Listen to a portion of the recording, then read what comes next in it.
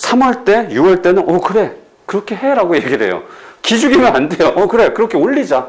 오케이 6월 때 그렇게 올리자. 못 올려요. 9월에 올리면 돼. 그래 9월에 올리자. 그래 놓고서 제가 9월 모평 끝나면 이제 얼굴이 싹 바뀌어요. 안 돼. 9월 이제 원서 써야 되잖아요. 원서 써야 될 때는 원서 써야 돼. 안 돼. 정 쓰고 싶으면 하나만 써. 이렇게 얘기가 되는 거. 그래서 이 성적이 나왔을 때 쓸 수 있는 거죠. 그래서 2합 6, 숭실대, 덕성여대, 한양대, 에리카. 그 다음에 2합 7. 이게 하나씩 내려갈 때마다 훨씬 쉬워지는 거예요. 최저를 맞추기가. 한 등급 한 등급마다. 성신여대는 여기 있었는데 일로 좀 내려왔어요. 올해 성신여대 꼭 좀 붙었으면 하는 학생이 둘 있었는데 그 두 학생이 다 붙었어요. 너는 꼭 왜냐하면 성신여대 아니면 좀 못 붙을 것 같은데. 그러니까 그 한 학생은 7월에 왔거든요. 근데 잘 쓰는데 늦게 왔는 거 치고도 꽤 잘 쓰는데 왜 여대를 성신여대를 찍었냐 하면 예상대로 됐어요. 그 학생 모가은 학생인데 가은아 미안하다.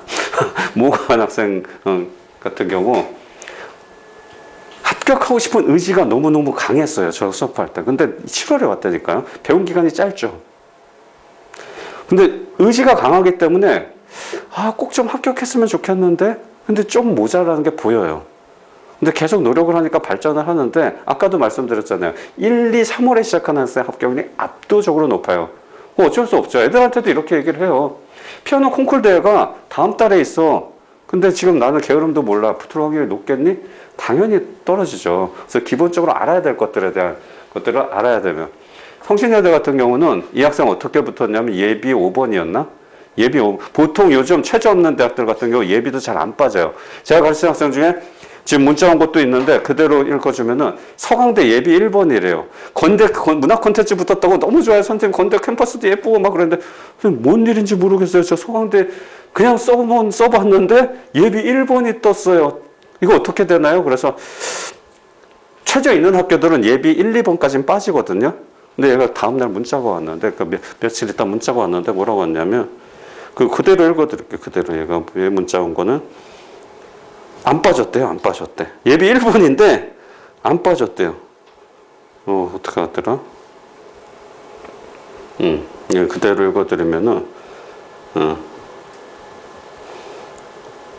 선생님 서강대 예비 1번인데 빠질게. 선생님 건대 붙었어요. 하트. 그러고서 전화 통화하고 서강대 예비 1번인데 빠질까요? 유유 빠지겠죠? 예비 2번 정도까지는 빠져. 쌤 감사해요. 선생님 덕분이에요. 이게 포인트죠. 자, 그간 고생했어. 이렇게 한 다음에 너무 감사해요. 어쩌고저쩌고 했는데 그 다음 서강대 떨어졌어요. 유유유. 저도 예비 1번인데. 그러고 난 다음에 2차 추합. 서강대 붙었어요. 유유유. 끄트머리에 걸려서 이런 데도 굉장히 많아요. 예비 1번이 이렇게 어렵게 빠져요. 근데 여대는 쑥쑥 빠져요. 한 바퀴도 돌아요. 재작년에는 8명 뽑는 과에 예비 9번이 붙었어요. 무슨 일이에요, 이거는? 그럼 다 빠진 거죠. 그러니까 여기저기 걸쳐 빠졌을 때 여대 순서대로 빠지는 거예요. 남녀공학을 선호하니까. 그러니까 조금 성장이 부족하다. 그러면은 적극적으로 지원해 볼 수 있겠죠. 자, 그 다음에 최저 기준이 조금 높은 대학. 3합 6, 성균관대, 그 다음에 서강대, 중앙대, 카톨릭대, 간호학과. 간호학과는 특수학과니까. 이런 데들은 최저 기준이 높은데 성적이 잘 나오면 최저 기준이 높은 데를 쓰는 게 좋죠. 왜냐하면 최저를 못 맞추면 실질 경쟁률이 낮아지니까. 홈페이지에 들어가면 뭐라고 되어 있냐면 학교에 서강대 같은 경우 이렇게 네모로 해놓고 반반 나눠져 있는데 왼쪽에서 경쟁률도 우측에 실질 경쟁률도 있어요. 실질 경쟁률에 대한 설명이 뭐냐면 최저를 맞춘 학생들의 비율. 그러면은 경쟁률은 60몇 대 1인데 실질 경쟁률은 23대 1. 3분의 2가 못 맞춘 거예요. 그러니까 서강대 정도 쓰는 애들이. 그러니까 맞출 수만 있으면 가급적 써주는 게 좋겠죠. 영어제 신문을 출제하는 대학이 있고요. 수리노트를 출제하는 대학이 있어요. 그러니까 무슨 얘기냐? 아주 간단하게 말씀드리면 영어 3등급 꺼져요. 그러니까 이걸로 테스트할 건데 영어 3등급부터 꺼지세요. 그러니까 아주 간단해요. 그렇다고 뭐 1, 2등급이라고 아주 잘 푸는 거 아닌데 1, 2등급이면 독해를 무난하게 할 수 있는 정도. 아무래도 연대 같은 경우는 영어 제시문 양이 굉장히 길거든요. 그야말로 1등급 극초반 아니면 꺼져 이렇게 돼 있어요. 그래서 이거를 이렇게 긴 제시문을 3분 내에 독해하지 못하면 문제가 안 풀리게끔 그렇게 구성돼서 나오고요. 연대 같은 경우는 나머지 대학들은 비교적 쉽게 나오는데 기본적 독해를 할 수 있고 그 독해를 기반으로 자기 문장 와서 표현할 수 있느냐 정도를 테스트하는 거예요. 물론 수능으로 테스트할 수 있지만 왜 넣어놨을까요? 예를 들어서 외대인데 영포자가 오는 거는 걸러야 될 거 아니에요. 외대 영어과인데 영어 포기자예요. 왜냐면 2등급 합 4면 되기 때문에 국어 2등급, 수학 2등급인 애가 올 수 있잖아요. 그죠? 그러니까 이런 애들을 걸르기 위한 장치를 문제에 해놓은 거예요. 수리논술이 나온 대학들이 있는데 상경계인데 수학을 포기한 애들이 오는 건 좀 그렇잖아요. 또 그것도. 그러니까 문제로 걸러주겠다라는 거예요. 한양대 상경, 중대 상경, 건대 상경, 숭실대 상경, 이대 사회, 경희대 사회, 항공대 이런 데들이 수리논술이 나오는데 제가 가르치지 않은 학생, 카톨릭대 파이널 때 올해 또 한 명 발생했는데 이미 원서 쓰고 처음 보내요. 여기를 썼어요. 미디어 기술 콘텐츠과를. 왜? 딱 보니까 경쟁률이 현저히 낮거든요. 너 담임선생님 누구니? 이거 얘기 안 해줬니? 수리논술 나오는데 얘는 수학을 경기를 내는 애인데 모르고 쓴 거예요. 그러니까 최소한 수리논술이 나오는지 안 나오는지 정도는 알아야 되고 내가 할 수 있는지 할 수 없는지 정도는 알아야 되는데 좀 이따가 그 커리큘럼 설명하면서 말씀드리겠지만 정규반에서도 수리논술을 제가 딱 한 번만 가르치거든요. 여기는 수리논술 선생님과 인문논술 선생님이 분리되어 있기 때문에 저는 수리논술 안 가르쳐요. 근데 정규반에서 딱 한 번만 가르쳐요. 왜?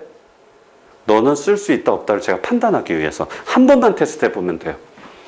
그러니까 무슨 얘기냐면 딱 한 번 시켜보면 100점 만점으로 환산했을 때 40점 미만으로 쓰는 애가 있고요. 그냥 아무 문제나 던져줬는데 그래도 5, 60점 나오는 애들이 있어요. 얘네들 5, 60점 나오는 애들 훈련하면 8, 90점 나오는데 던져줬는데 손도 못 대거나 40점 이하로 나오는 애들은 훈련해도 안 돼요.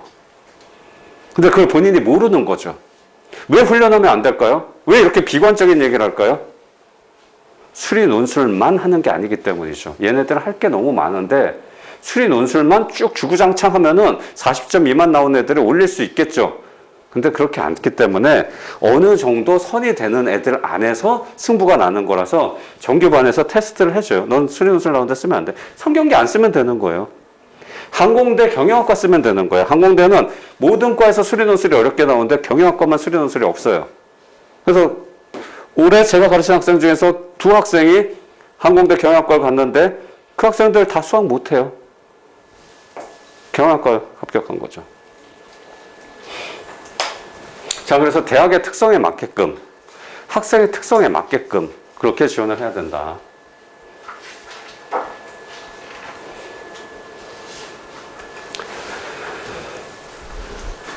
자, 지금은 간담회니까 원래는 이렇게 질문도 받고 막 그래야 되는데 대표 질문 제가 3가지는 제가 스스로 질문하고 스스로 답변을 할게요. 늘 나오는 질문이니까.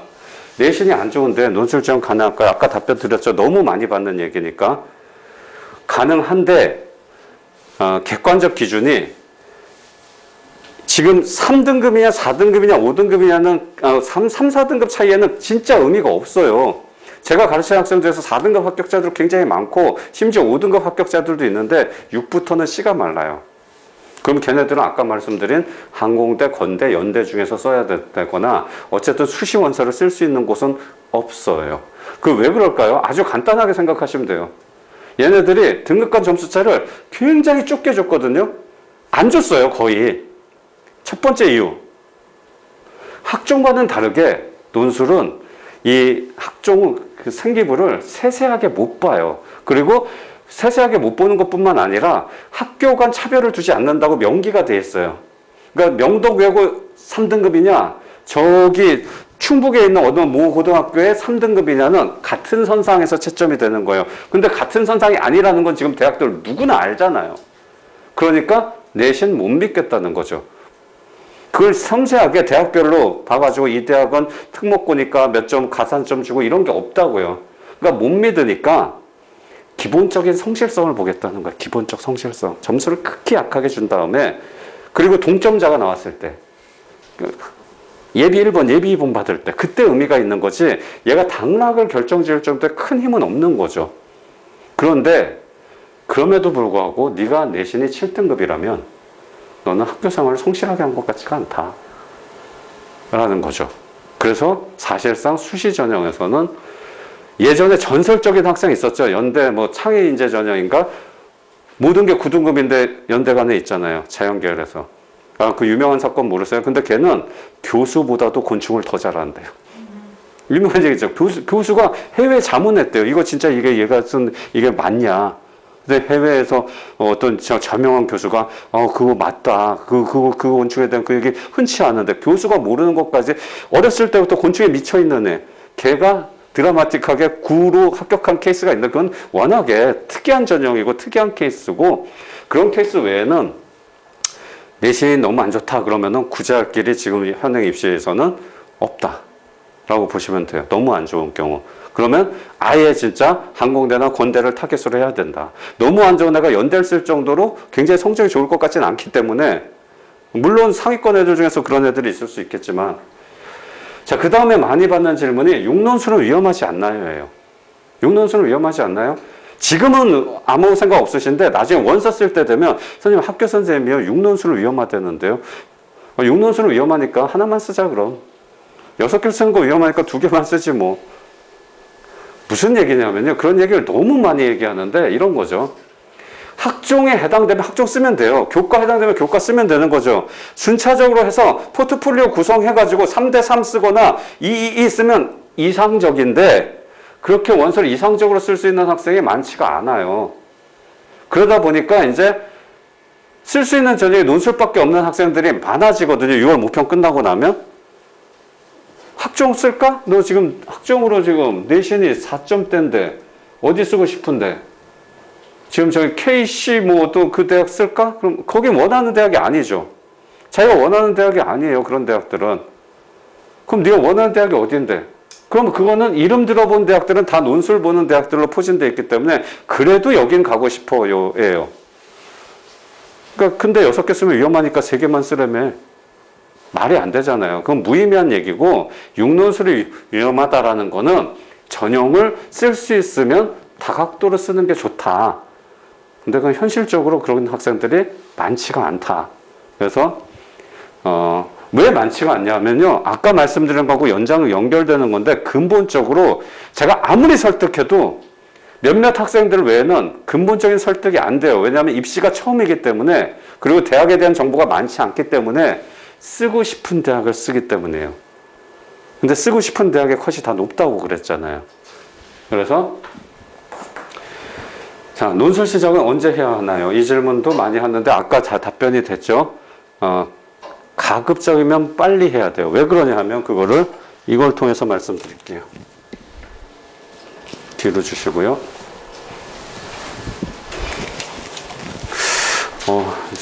하나씩 가지시면 돼요. 하나씩. 가지십시오. 예상보다 많이 오셔가지고. 예, 이제 제가 보고 좀 이따 드릴게요. 그러면. 맨 앞에 걸 먼저 보시면요. 1년의 커리큘럼을 간단하게 설명드리면 1회차부터 13회차까지 앞면에 있고 13회차부터 30회차까지 뒷면에 있잖아요. 자, 앞면에 보면은 1회차부터 4회차까지 사이에 뭐가 있냐? 글쓰기 특강, 뒷받침 문장 쓰기 연습, 논술 이해 이렇게 하는 거다. 오리엔테이션. 그 다음에 논술의 핵심인 개념화 학습까지 하게 되면 논술에 대한 큰 그림을 다 보여주는 거예요. 4회차까지. 논술이 이렇게 생긴 것이다. 라는 걸 보여주는 거고요. 그 다음에 각 유형이 있거든요. 대학별 유형. 비교, 요약, 설명, 비판, 견해 지시, 도표 해석이 있어요. 예를 들어서 성균관대다. 그럼 성균관대는 정형화돼 있어요. 1번 2개의 입장으로 분류하고 요약하시오. 요약형이고요. 2번 도표 준 다음에 도표 해석하시오예요. 3번 견해 쓰시오. 이렇게 구성되어 있거든요. 그러니까 논술을 할 줄 아는 상태에서 6가지 유형만 할 줄 알게 되면 어떤 대학이든지 쓸 수가 있어요. 한양대 같은 경우는 한 문제 나와요. 1200자 한 문제. 근데 그 한 문제가 어떻게 나오냐? 가를 요약하고 나다에 대해 설명한 다음에 이것에 대해서 견해를 쓰시오. 이렇게 3문제가 합쳐진 형태로 나오기 때문에 한 문제 같이 보이지만 400자짜리 3문제가 나오는 거예요. 그러니까 모든 유형을 할 줄 알게 되면 되는데 그것까지 할 수 있게 되는 게 이제 13회차까지. 자, 뒷면 보시게 되면 자, 여기까지 하게 되면 수업이 끝난 거예요, 사실. 논술에 대해서 배울 게 끝났는데 아이들은 자기가 아는 주제가 나오면 잘 쓰는데 모르는 주제가 나오면 잘 못 쓰는 경향이 있어서 논술은 주제 학습이 중요하지 않지만 주제별로 문제를 모아서 아주 짤막하게 개념 학습을 한 다음에 유형을 같이 하면서 기출을 푸는 거죠. 요 정도까지 하게 되면 이제 논술 이런 거구나라고 이해를 하게 돼요. 많은 학원들이 아니면은 많은 방과후 학습들이 논술 수업이라고 하면서 기출 문제만 냅다 푸는 경우가 있거든요. 이건 뭐하고 똑같은 거냐면 수영을 배우러 왔는데 25m 레인을 자 왔다 갔다 해. 자 왔다 갔다 하자. 실전부터 들어가는 거예요. 그러면은 3일도 안 돼가서 떨어져 나가죠. 애들이 지치죠. 뭔지 이해 못하죠. 처음에 가면 수영장 하면 어떻게 돼요? 호흡법 먼저 배우죠. 판때기 잡고서 이렇게 왔다 갔다 하죠.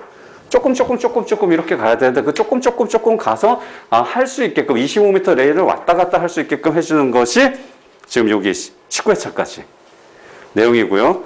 그 다음에 20회차가 되게 되면 아까 말씀드린 수리논술은 이런 것이다 라는 개요를 보여주고 네가 할 수 있는지 없는지를 테스트 해줘요.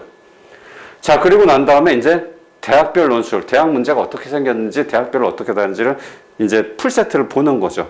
그래서 기출문제를 쭉 같이 봐요. 대학별 집중 연습을 보게 되면 전체 대학교들 문제가 어떻게 생겼는지 기출문제 해제를 하고요. 그 다음에 쟁점 정리라는 거는 하다 보니까 학생들이 이해는 했는데 단어가 안 나와서 궁얼궁얼하고 글을 못 쓰는 경우가 있어요. 그럼 제가 첨삭할 때 뭐라고 그러냐면 밑줄 쭉 끈 다음에 이거 무슨 뜻이니? 잘 모르겠는데? 무슨 뜻이에요? 그러면 저는 첨삭을 하는 입장이기 때문에 이게 무슨 뜻이지? 네가 말하고 싶었던 게 이거니? 라고 고민하면서 애들하고 소통을 하지만 1대1 첨삭을 하면서 소통을 하지만 채점자는 이게 무슨 뜻이지? 이게 무슨 뜻일까? 잘 모르겠네? 하고 애정이 없어요. 그냥 쭉쭉 거버리면 돼. 근데 애들은 대충 알아듣겠지? 이렇게 쓰는 경향이 있기 때문에 그거를 잡아주는 거를 이제 마지막에 한 20분 정도씩 하면서 10회 동안 정리를 하고요. 그리고 이제 최종 정리하면서 마무리되는 것. 이렇게 하게 되면은 훈련 과정까지 해서 알아야 될 것, 그 다음에 좀 더 심화시켜서, 그 다음에 다시 반복해서 최종 정리하게 되면 이제 시험장에 가기 전까지 논술을 이렇게 하는 거구나라고 이해할 수 있게 돼요. 자, 전반적인 얘기를 너무 많이 말씀드렸고, 논술 자체에 대한 이해는 사실상 학생들처럼 논술 문제를 푸는 게 가장 빠른데, 그걸 지금 논술 문제를 여기서 어머님들하고 관심도 없을 테고, 그냥 푸는 게 의미가 없잖아요. 그런데 논술에 대한 이해는 하셔야 되거든요. 뭐냐면 논술이란 이름을 달고 있기 때문에 아직도 이 시험이 논술인 줄 알고 계시는 분들이 많아요. 논술이 아니에요. 대한민국 논술은. 대한민국 논술은 논술이란 이름을 달고 있는 시험이에요. 그래서 2008년도 이후에 계속 어떻게 진화가 되어 왔냐면 진화된 포인트는 채점하기 편리한 형태. 가장 객관화할 수 있는 형태예요. 자, 그럼 반대로 논술의 원형대로 가게 되면 논술의 원형은 이거거든요. 프랑스 논술, 바칼로레아, 아비투어, 예전에 서울대 논술 그런 게 진짜 논술인데 문제가 어떻게 나왔냐면 무지는 죄악인가 쓰시오 오천자. 이게 논술이에요. 삶의 다양성은 필요한가 제시문가를 참고해서 쓰시오. 제시문가가 요만한데 2,500자. 애들 대한민국 애들 못 써요. 이런 걸 쓰려면 지식도 많아야 되고 글솜씨도 있어야 돼요. 근데 애들 지식도 없고 글솜씨도 없잖아요. 글솜씨 만들어줄 자신도 없어요. 근데 현행 논술은 채점을 객관화시킬 수 있게끔 나온 주관식 시험이에요. 그러니까 바칼로레아 논술, 그러니까 글쓰기라고 생각하시면 안 돼요. 많은 학생들이 부모님들이 상담할 때도 얘가 그래도 어렸을 때부터 책을 많이 읽고 글 쓰는 걸 좋아해서요. 죄송하지만 영역이 좀 다르기 때문에 약간 유리할 수는 있지만 크게 유리하진 않습니다. 자, 어머님들이 감을 잡기 위해서 아주 간단한 문제, 도표 문제 보여드릴게요. 자, 인구가 감소하고 있다는 주장에 대해 자료를 보고 찬성 혹은 반대 의견을 밝히고 그 근거를 제시했어요. 짤막한 문제예요. 자, 일단 인구 증가율 추이하고 나왔어요. 자, 인구 감소하고 있나요? 증가하고 있나요? 그죠? 감소하고 있죠? 감소하고 있잖아요. 그래서 지금 채점하는데 1초도 안 걸렸어요. 다 떨어졌어요. 증가하고 있는 거예요. 자료를 해석하는 법을 배우지 못했기 때문에 그런 거예요. 학생들도 열의 아홉이 낚이는데 양의 값을 갖고 있거든요. 양의 값을 갖고 있는 거는 증가하고 있는 거예요. 무슨 얘기냐면 예를 들어서 이때 인구가 5천만이었는데 300만이 늘었어요. 200만이 늘었죠. 줄었죠. 계속. 100만이에요. 자, 그럼 전체 인구는 몇이에요? 5천만에서 5,300만 됐죠. 합치면 5,500만 됐죠. 5,600만 됐죠. 추세가 감소하고 있는 거고 인구는 계속 양의 값으로 증가하고 있는데 낚였잖아요, 지금. 1초 만에 낚였잖아요. 채점하는데 지금 몇 초 걸렸어요. 1초는 인구가 증가됐고 나는 감소, 증가만 읽으면 돼요. 굉장히 빠르죠. 그리고 여기 이의 제기할 수 있는 사람 없죠. 자, 그래서 성균관대 2번은 도표 형태로 나오는데 보면 채점하는데 초단위예요. 분단위도 안 걸려요. 맞았다 틀렸다. 자료를 해석할 수 있다 없다. 간단하게 어머님들한테 이해를 돕기 위해 모든 문제가 이렇게 생긴 건 아니에요. 요약도 있고 제시문을 비교하라는 것도 있고 그런데 그 형태가 조금 난해하게 돼 있는 거예요. 그러니까 요즘 현행 논술이 많이 쉬워졌거든요. 근데 쉬워졌다는 거에 대한 의미를 또 잘못 이해하시는 분들이 있어요. 애들한테 뭐라고 얘기하게 되냐면 어머니도 이해를 돕기 위해서 이런 문제도 있고 제시문은 얼마든지 쉽게 낼 수 있어요. 예를 들어서 제시문 토끼하고 부기. 주제가 뭐예요? 애들한테도 물어봐. 토끼하고 부기 주제가 뭐니? 그러면 슬로우 앤 스테디 윈더 레이스. 근면해야 된다 아니에요? 깡면 성실해야 된다고 우리 어렸을 때 배웠죠. 근데 만약에 방점을 토끼한테 주면 방심하지 말자가 되겠죠.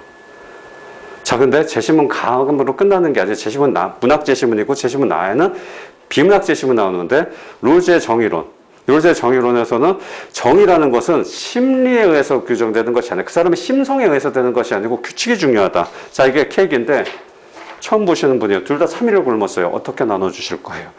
이렇게 나눌 수도 있고 이렇게 나눌 수도 있고 각자의 성향에 따라 다르겠죠. 자, 규칙을 정해드릴게요. 본인이 자르세요. 선택은 이분이 먼저 할 거예요. 그러면은 이렇게 자르면 이분이 뭐 선택할 테니까 최대한 이렇게 들어가죠. 내셔도 마찬가지예요. 자르시고 제일 나중에 가져가시는 겁니다. 이렇게 규칙을 정하면 누가 선택하더라도 올바른 정의가 이루어진다. 이게 제시문 나를 이해한 거예요. 자, 문제 나갑니다. 나를 바탕으로 가를 설명하시오. 정의론을 바탕으로 토끼하고 부기를 설명하시오. 자, 이는 이제 애들이 멘붕에 빠지는 거예요. 이걸 이격도라고 그러는데 이 제시문도 이해했고 이 제시문도 이해했는데 문학 제시문 이해력 보여줬고요. 비문학 제시문 이해했는데 얘 두 개의 연결 지점에서 출제자의 의도가 담겨 있고 그 출제자의 의도를 이 키워드를 중심으로 심성이 아니라 규칙이 중요하다. 자, 지금 여기서 만약에 거북이가 성실하게 뛰었는데 토끼가 앉았어요. 이길 수 있어요? 못 이기죠. 근데 거북이는 지가 잘 뛰는 데 있잖아요. 바다에서 뛰어야죠. 왜 산에서 뛰어가지고 성실해야 되는데. 그러니까 규칙이 잘못된 거예요. 산 한 번, 물 한 번, 산 반, 물 반 이렇게 규칙을 제대로 해줘야 성실하지 말아고 방심하지 말아 개인적 성향에 기대지 않고 언제나 공정한 결과가 나오게 하기 때문에 룰이 중요하다는 걸 보여준 사례죠. 재해석을 한 거예요. 매우 어렵죠. 이건 제가 만든 문제예요. 아이들의 이해를 돕기 위해, 이격도를 이해시켜주기 위해서. 자, 이 이격도에 대한 이해가 안 되면, 그러니까 대학교 수업이 요즘 문이과 통합이 되잖아요, 이제. 그리고 대학교 가게 되면 융합인데 전혀 달라 보이는 것에 관한 공통점, 전혀 달라 보이는 것의 차이점, 이런 것들을 읽어내는 능력을 논술로 뽑겠다. 그래서 몇몇 대학들은, 연대도 그렇고, 최저 안 봐? 너들 이걸 잘 쓸 수 있으면 얼마든지 대학교 와서 공부하는데 지장 없거든? 이걸 잘 쓸 수 있다면. 그러니까 이게 제시문이 쉬워진 거예요. 지금 제시문 자체는 어려운 게 아니죠. 근데 예전에는 제시문이 굉장히 어렵게 나왔었어요. 간단하게 이 논술이 어떻게 생겼는가를 설명하기 위해서 이걸 보여드린 건데 여러 가지 형태의 문제가 있는데 아까 시작할 때 제가 뭘로 시작했죠? 63빌딩 얘기로 시작했죠. 왜냐하면 제가 이거를 학생들을 합격시킬 자신이 있는데 그리고 합격률도 매우 높았다고 늘 객관적 데이터를 보여주고 그러는데 여기에는 단서가 하나 있죠. 왜? 태권도를 하려면 태극 1장부터 5장까지는 익혀서 자세는 나와야 되고 그래서 자료 해석을 하려면 자료 해석 때 이런 거에 낚이지 않게끔 몇 가지 유형들의 문제를 풀어봐가지고 표는 어느 부분을 읽는 거다. 현상을 읽은 다음에 의미를 쓰는 건데 이 현상은 이걸 뜻한다라고 보여주고 이 현상은 이걸 보여준다. 이걸 뜻한다. 이렇게 쓰는 거다. 모든 대학은 600자 이내에서 승부가 돼요. 무슨 얘기냐면 아이들이 못 써서 떨어지지 않아요. 저는 잘 쓰게 할 자신이 있어요. 왜? 1200자, 2000자, 아까 삶의 다양성이 왜 필요하니? 이런 걸 쓰라고 그러면 잘 쓰게 할 자신은 없어요. 그런데 지금 이거는 실용문이고요. 실용문은 형태가 뻔하게 되어 있어요. 주제문, 뒷받침 문장, 상세화. 나 이렇게 읽었어요. 못 읽어서 못 쓰는 거예요. 왜 600자로 그러냐면 성균관대 100분 동안에 그 분량 제한 없거든요, 얘네들은. 그럼 각 문항당 500자 정도씩 쓰거나 600자 정도씩 써야지 시간 안에 쓸 수가 있어요. 동국대 100분 동안에 3문제 나오는데 1번, 2번, 3번 싹 다 600자 넘어가는 거 없어요. 외대 1, 2, 3번으로 구성되어 있는데 1, 2, 3번 다 600자 없어요. 중앙대 570자, 570자, 420자. 600자만 쓸 수 있으면 모든 아까 얘기했잖아요. 근데 1200자 쓰는 대학 있거든요. 아까 한양대 얘기했잖아요. 답 나오지 않았나요? 1200자에도 요약하고 요약에 400자. 유형별로 600자 이내에 쓸 수 있게 되면 모든 걸 쓸 수 있어요. 그러니까 못 써서 떨어지는 게 아니라 못 읽어서 떨어지는 거예요. 어머님들 방금 떨어졌잖아요. 왜? 못 써서요? 못 읽어서요. 근데 그 못 읽는 건 어디에서 나오는 거냐면 시행착오에서 나오는 거예요. 낯설거든요. 농구를 처음 해보거든요. 축구를 처음 해보기 때문에 이 경기 규칙을 알아야 되고 얘네들이 내는 패턴이 있어요. 심지어는 어떻게까지 얘기하냐면 예전에 한 4, 5년 전에는 논술 문제, 건국대 같은 경우는 시험이 끝나면 문제를 주거든요. 문제집. 그럼 애들이 가지고 와요. 그래서 선생님 이거 제가 이렇게 썼는데 이게 맞아요 하고 내가 어떻게 알아? 내가 시험 봤니? 내가 어떻게 알아? 저도 읽어야죠. 읽고 논제 읽고 제시문 읽고 그 다음에 이 관계를 읽어야 되기 때문에 한참을 봐야 돼요. 아무리 빨리 봐도 2시간 동안 보는 시험을 20분, 30분을 풀어야 애한테 설명을 할 수가 있거든요. 4년 전에. 지금은 애들한테도 어떠한 문제를 갖고 와라.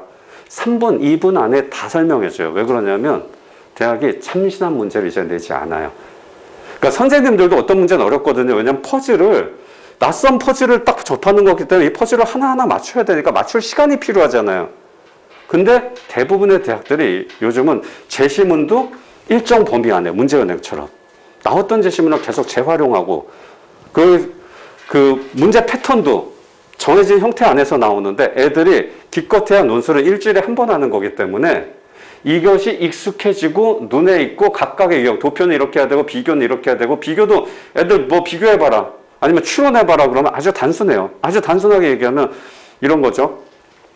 추론형 문제도 있거든요.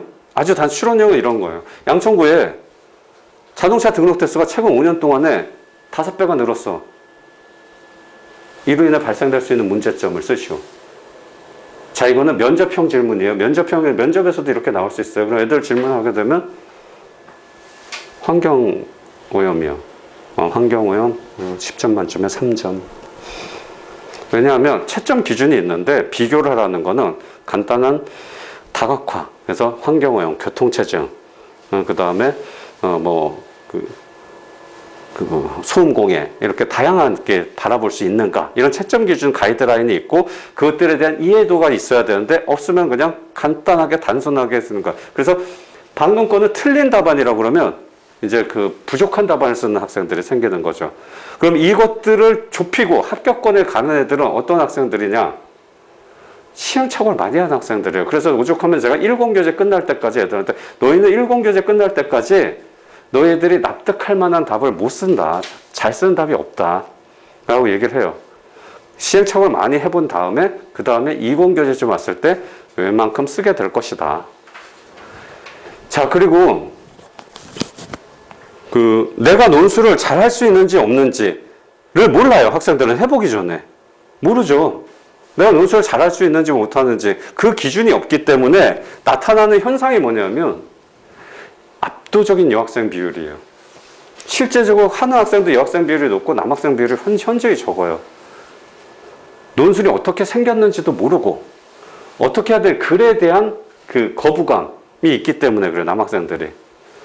그런데 논술 답안은 아까도 말씀드렸지만 실용문이기 때문에 지극히 남성적인 글이거든요. 군더더기 없는 걸 좋아하고 딱 필요한 얘기들만 딱딱 하는 걸 좋아하는데 굉장히 남성적인 글인데 여학생들의 합격률이 압도적으로 높아요. 남학생들은 늦게 나타나요. 늦게. 논술을 최대한 늦게 시작하고 싶어 하는 거죠.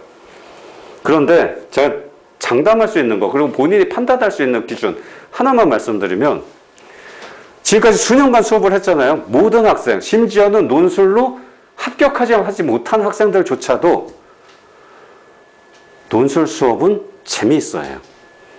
왜냐하면 국영수에서 충족되지 못했던 지적 욕구가 충족되는 게 있고 문제 자체가 풀어지는 과정이 재밌고 또 제가 수업을 재밌게 하고 그러니까 이게 애들이 수업 자체는 재밌어요 해요. 그러니까 수업 자체가 지루하다. 나는 이거 4시간 견뎌야 된다. 그러면 하지 말라고요. 왜냐하면 진을 할 수는 없는 거고 일주일에 한 번 하는 건데 오죽하면 제가 개인적으로 선생님들 성향이 다른데 저 같은 경우는 논술 숙제도 안 내줘요. 논술 숙제는 없다. 당신 혼자 공부하는 방법을 알려주겠다. 이유가 크게 2가지가 있는데 논술 숙제 실제로 안 내주거든요. 딱 2번만 내준다. 예전에는 천자 쓰라고 숙제 써오라고 그런 적도 있고 그래요. 근데 천자 숙제를 써오라고 그러면 이상하게 그 다음 주에 상당수 애들이 장염에 걸려요. 근데 그 장염에 걸렸던 애들 숙제를 다시 내주잖아요? 그러면 할머니가 돌아가셔요. 그래서 논술은 사람이 죽고, 그런 게 첫 번째 이유고, 2번째 이유는 이런 거죠. 너희들이 만약에 논술뿐만이 아니라 다른 과목에서도 원하는 성적이 안 나온다 그러면은 근본적인 방법이 잘못되어 있는 걸 생각해 봐야 된다. 이런 건데, 선생님이 논술 숙제를 내주면은 만약에 토요일 3시 반이다. 그럼 이 숙제를 언제 하냐면 토요일 2시에 일주일 동안 해야 된다는 생각을 갖고 있다. 토요일 2시에 초인 같은 힘이 발생돼서 그때 써오는데 그때 써온 건 딱 보면 티가 나요. 원고지를 채워온 거예요. OMR 카드가 아니기 때문에 OMR 카드 딱 써온 거예요. 그러면 이건 거죠. 네가 태권도를 하는데 앉는다. 늘려면 자 어깨 잡고 골프를 배운다. 그러면 레슨을 받으면서 시선 돌아가지 마시고요. 이런 거 배우잖아요. 시선 돌아가지 말고 이렇게 하면서 교정을 해가면서 해야 되는데 잘못된 습관이 먼저 배는 거예요. 숙제 내오면. 뭐라는 거다. 그래서 난 내 보는 앞에서 쓴 것만 믿는다. 그래서 만약에 원하는 퍼포먼스가 안 나왔다. 결과물이 안 나왔다. 그럼 방학 때 불러서 쓰기만 훈련시키는 프로그램이 있어요. 와서 쓰고 첨삭받고 쓰고 첨삭받고 쓰고 첨삭받고 쓰고 첨삭받고 첨삭만 계속 6, 7번을 받고 가는 거. 그때 또 많이 늘어요.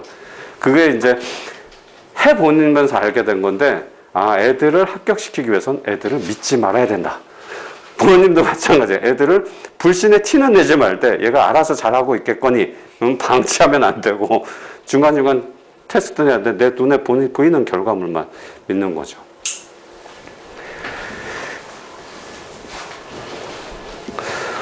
자, 논술에 대해서 하고 싶은 얘기가 굉장히 많았는데, 간담회다 보니까 전반적인 논술이 어떻게 생겨 먹었다. 그리고 내가 만약에 한다면, 그래서 어떻게 해야 되고, 그리고 고3 부모님들이 알아야 될 것들, 이런 것들로 정리를 했는데, 이것과 관련되지 않더라도 궁금하신 게 있으면은 지금 질문하시면 제가 답변을 해드리겠습니다. 가령,